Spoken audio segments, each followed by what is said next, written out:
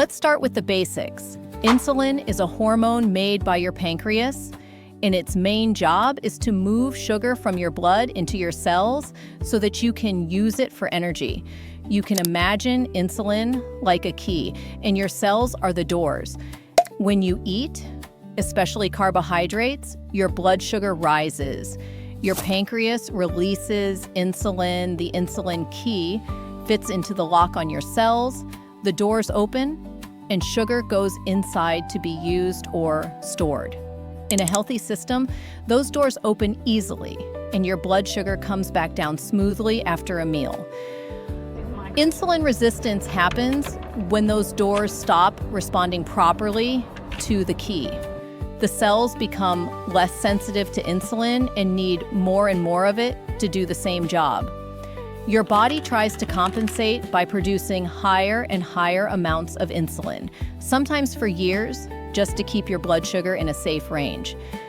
On your lab tests, you might still see a normal fasting glucose for a long time, while your insulin levels are quietly climbing in the background. Over time, this situation is linked with a higher risk of prediabetes, type 2 diabetes, fatty liver, high blood pressure, and heart disease. It also makes it much harder to lose weight, especially around the waist, even when you feel like you are doing everything right. So how can you suspect that insulin resistance might be part of your picture? Everyone is different, and only your own health professional can evaluate your case, but there are some common patterns people often describe. One is feeling very tired after meals, especially after eating a lot of refined carbohydrates like white bread, pastries, or sugary drinks.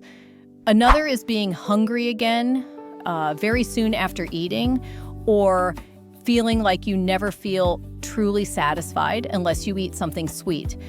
Many people notice that most of their weight sits around the belly, or that their clothes feel tighter at the waist even if their overall weight has not changed much. You may experience brain fog, difficulty concentrating, or needing caffeine every afternoon just to function. Some people also have lab results with high triglycerides, low HDL cholesterol, or slightly elevated blood pressure, which often travel together with insulin resistance. If you are hearing this and thinking, that sounds a lot like me, take a deep breath. You are not broken, and you are definitely not alone. And if any of this is resonating with you, feel free to hit the like button or leave a quick comment sharing which symptom you relate to the most, and subscribe if you want more clear science-based explanations like this. Now let's talk about what you can do with your plate every single day to gently support better insulin sensitivity over time. One of the most powerful levers you have is the concept of glycemic load. In simple terms, this is not only how fast a food raises your blood sugar, but also how much of it you eat.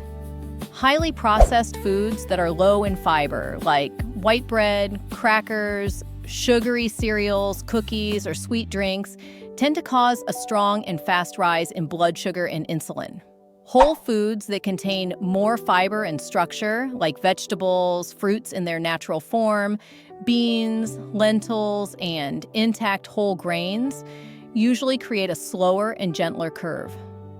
Scientific evidence suggests that meals with a lower glycemic load are associated with better blood sugar control and improved insulin sensitivity over time. So, instead of thinking only in terms of good or bad foods, it can be more helpful to think about how a full meal behaves in your body. Let's take a simple example. If you have a breakfast of white toast with jam and a glass of orange juice, that is a lot of fast-absorbing carbohydrate with very little fiber, protein, or fat.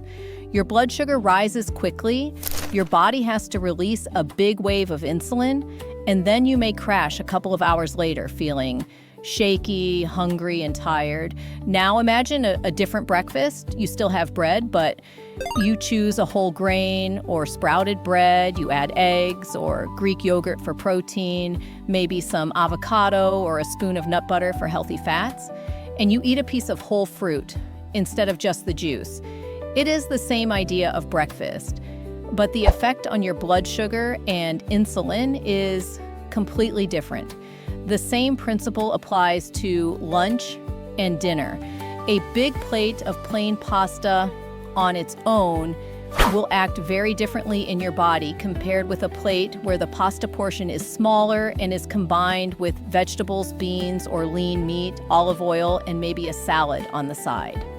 When you add protein and healthy fats to a meal that is rich in carbohydrates, you slow down how quickly that sugar enters your bloodstream. This can help blunt the spike in blood sugar and reduce the demand for a huge surge of insulin. Again, this does not mean you can never eat pasta or bread.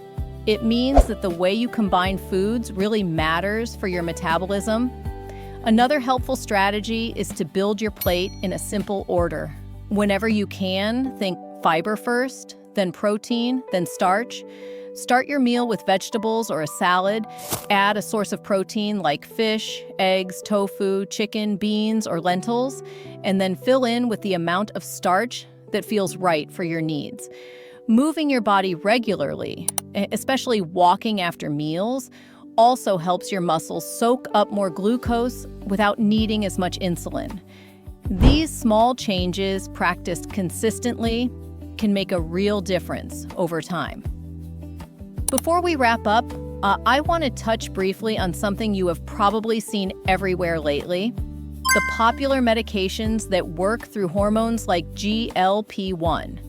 These drugs can decrease appetite, slow stomach emptying, and help improve blood sugar control. And for some people with significant health risks, they can be an important tool. But it is very important to say that only a qualified medical professional who knows your history can decide if they are appropriate for you. And even when these medications are prescribed, they work best when they are combined with the same healthy habits we are talking about today, because in the long run, it is your daily routine that shapes your metabolism. Let's bring everything together. Insulin resistance is not a moral failure or a lack of willpower. It is your body trying to protect you in a world where highly processed foods and constant snacking are everywhere. The good news is that you do have tools. By choosing more whole foods, lowering the glycemic load of your meals, and pairing fast carbohydrates with protein and healthy fats, you can help your body respond to insulin in a calmer, more balanced way. Add in regular movement, quality sleep, and stress management, and you are creating a powerful environment for your blood sugar and your overall health. This video is for education only, and it does not replace medical advice, but understanding what is happening inside your body gives you back a lot of power. If this video helped you understand insulin resistance a little better, I would love for you to subscribe to the channel and share in the comments which small change you are going to start with this week. You never know who might need to hear this, so feel free to share this video with a friend or family member as well. Thank you so much for watching and for taking this time to take care of your health with me today.